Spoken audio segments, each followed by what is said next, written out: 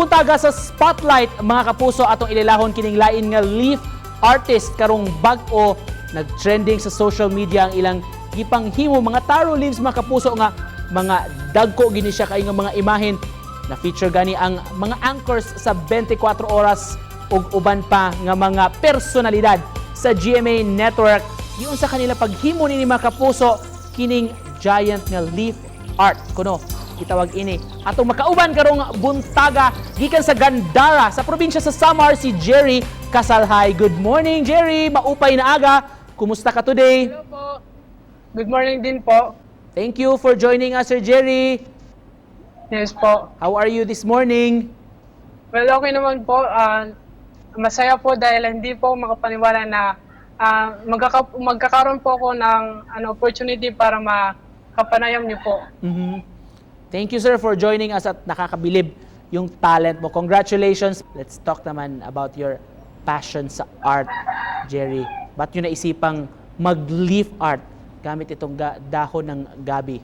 Pag-isipan po namin na gawing medium yung dahon po, which is giant or swamp leaf po or nilatawag na badyang din po. Kasi po, unang-una, hindi ka na po gagastos, hindi ka na po bibili ng mga materials para lang makagawa ng obra na mas patok sa panlasa ng masa. Kumbaga, ang susi lang po dito is improve your creativity po, tapos mag-isip kung ano yung mga pwede mong gawin at pukawin yung talento mo. Hindi ba mahirap, Jerry, itong malalaking mga dahon talaga? Kasi before, nakikita namin sa social media, na-feature rin namin yung kasamahan mo before na yung mga maliliit mga dahon, mga medium-sized yung gamit niya. Ngayon, nag-level up na kayo, mga malalaking dahon na. How difficult is this? Sa una po, nahirapan po kami mag-adjust, lalo na po ang laki ng medium na ginawa namin.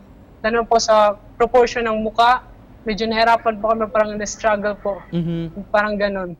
Meron din po kami ngayong pang fan art at saka pang commission portrait po namin yung tinatawag na tugok po na dahon. Ito po may halimbawa po ako. Sige sir. Sana po. Pakita naman. Wow! Ulawan ako nila. Wow! Sana po gustuhan nyo. Wow! Thank you so much sir. Hindi ba, how long did it take you to make that sir? Ilang oras mo yung ginawa? 1 hour lang po. Oh. Ngayon ako nakita niya sir. Usually, of course, nakikita natin yung green pa talaga yung dahon. So ito, oh, ito po nice. Yung dahon ng tugok. Tugok. Tapos ginawa ko po kanina. Isang oras lang yan, sir? Tapos may binabasihan ka lang na picture? Opo, yung tinatawag po na reference. Oo, yan yung reference nyo. Pero mas mahirap talaga pag mas malaki yung dahon. The bigger the leaf. Opo, mas mahirap kasi po, lalo na mahirap po lalo na kapag napupunit po yung dahon minsan. At napag-alaman din namin, Jerry, na thank you so much for that artwork ha. Mga anchors din ng 24 oras inyong binida. Ba't yung napili silang gawa ng artwork? Ginawan po namin yung mga anchors ng 24 oras kasi po bilang pagpupugay, pagbibigay karangalan po sa mga serbisyo na binibigay nila sa sambayan ng Pilipino at yung mga serbisyong makatotohanan po. Lalo na sa panahon ngayon, mas nagiging informative po tayo in terms of mga balita dito sa Pilipinas na kung saan mas nagiging malawak yung mga kaalaman natin dahil sa kanila. Wow, thank you for recognizing, Jerry, ang role ng media. In addition din po, yes, go in ahead. addition ko lang po, ako po at saka si Junel, we are also journalist po. So, dati po, pangarap ko din po maging journalist balang araw. Oh, nice. We hope to see you soon dito sa industry natin, Jerry. Medyo po.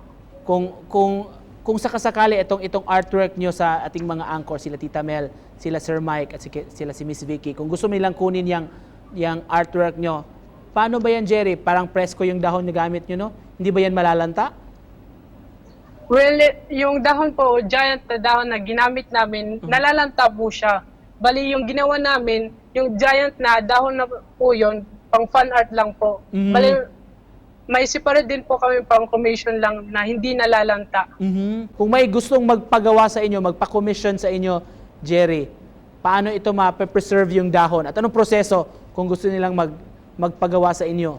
Katapos na po ng portrait, inilalagay namin sa frame para mas ma-flatten po siya tsaka hindi po siya malanta ng diretso. How long will it take you to make one leaf art? Yung mga malalaking dahon talaga. It took 2 hours po per dahon. Alright. Jerry, sa mga aspiring artists like you, kung may gusto kang ipaabot na mensahe this morning, what would you like to tell them? Pukawin mo yung mga talento na natatago sa pagkatao mo at kumbaga mag-explore ka kung ano nagpapasaya sa iyo. Mga kapuso, gikan sa Gandara sa probinsya sa Samar, Yes, mga sir. leaf artist, si Jerry Casalhay. Daghang kayong salamat. Thank you for joining us, Jerry. Thank you. Thank you, Sir Nico. Thank you.